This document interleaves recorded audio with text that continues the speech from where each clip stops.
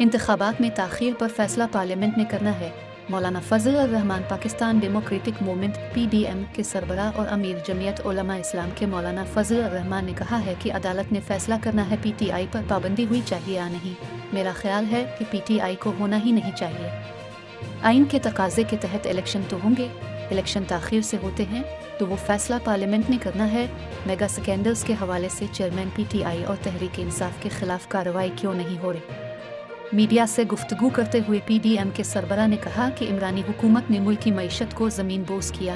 कहता रहा था मुल्की मईशत इस कदर गिर चुकी, अगली हुकूमत कैसे उठाएगी। पाकिस्तान माशी बहरान की जद में है। इन हालात में बजट को मुतवाज़िन करार दिया गया है। आम आदमी की बेहतरी की जिदोजहद के लिए किरदार अदा करते रहेंगे। इजलास में 9 मई वाक़यात को तारीख़ का सियाबाब करार दिया गया है। हुकूमत को तजवीज़ दी गई है कि ऐसे फितनों की सख्त से सख्त सज़ा दी जानी चाहिए।